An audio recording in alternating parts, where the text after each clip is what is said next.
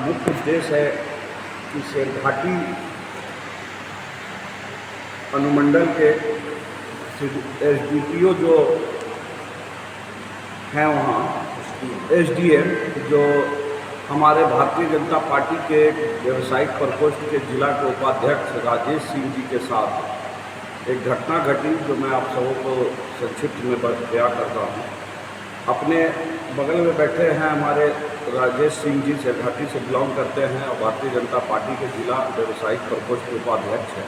इनका अपना एक प्रतिष्ठान है होंडा एजेंसी का, और वो दीपावली को धनतेरस के लेके अपने तैयारी में लगे हुए थे। एग्जैक्ट वहाँ दो फायर ब्रिगेड के 2 कर्मचारी आते हैं और इनसे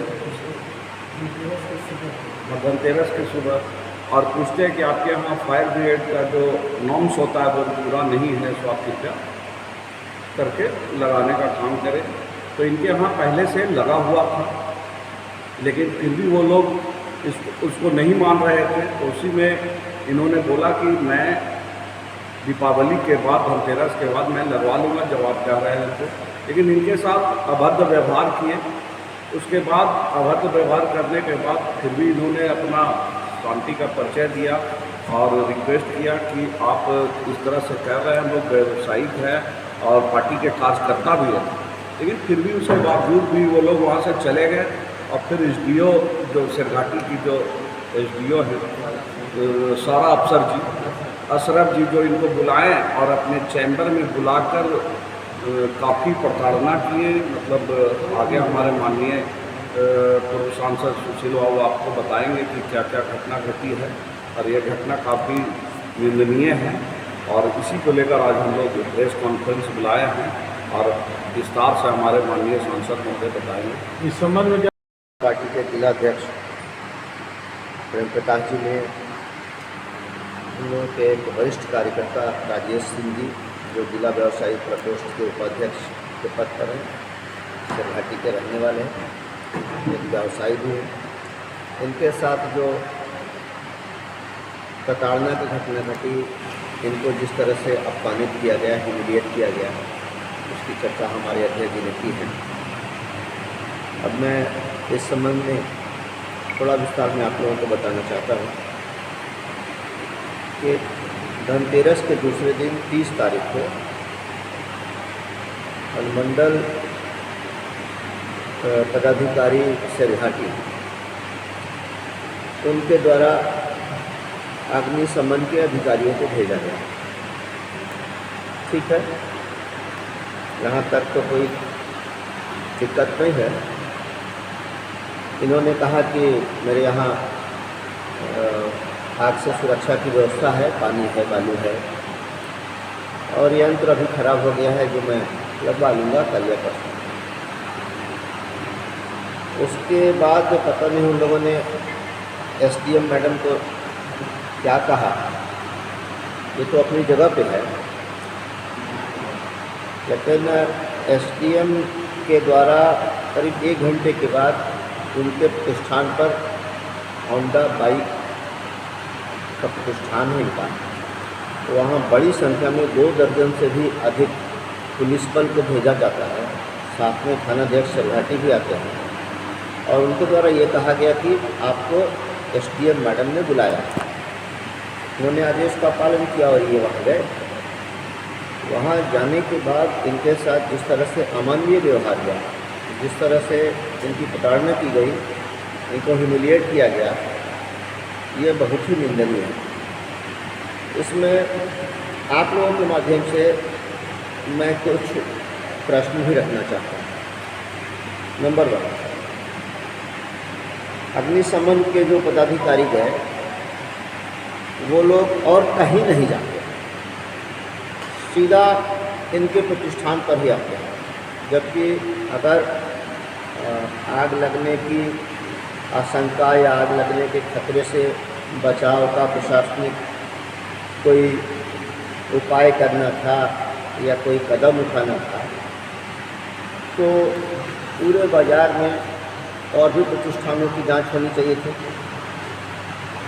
और कहीं कोई नहीं गया, न उसके पहले कोई गया था, न उसके बाद कोई गया। नंबर नंबर 2, बाज़ार में अग्निशमन की जो गाड़ी है, कहीं अपमानजनक व्यवहार से यदि हमारा एक कार्यकर्ता कहीं कुछ गलत कर लेता है, अनहोनी कर लेता है, आत्महत्या कर लेता है, तो इसकी जिम्मेवारी कौन है?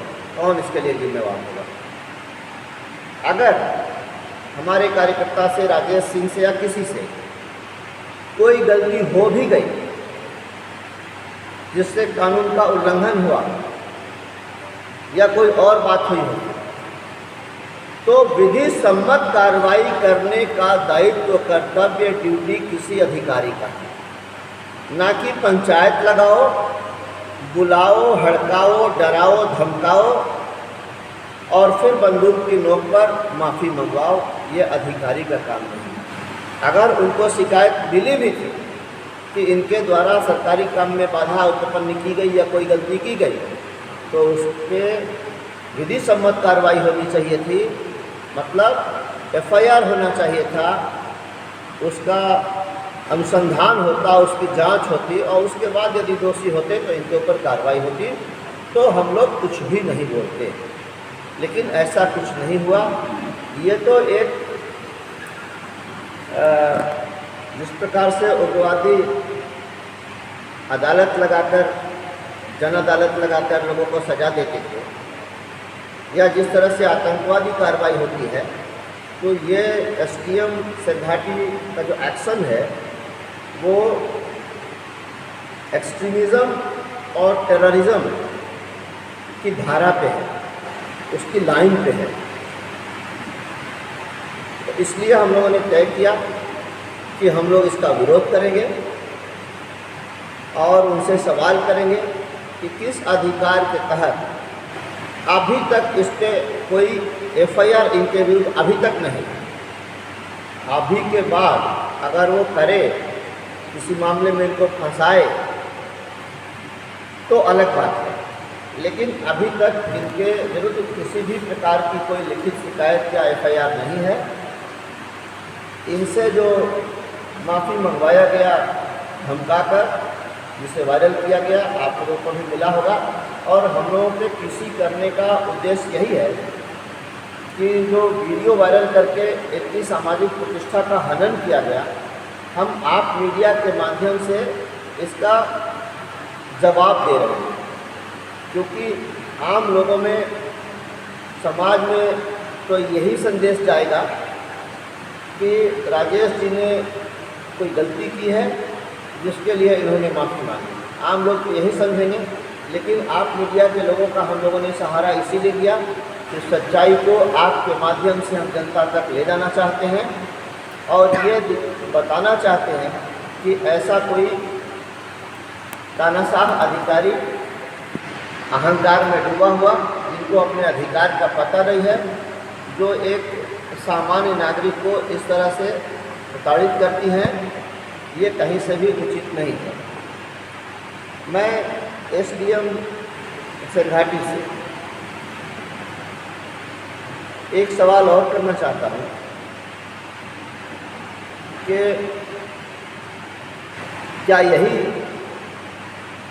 ईज ऑफ डूइंग बिजनेस है?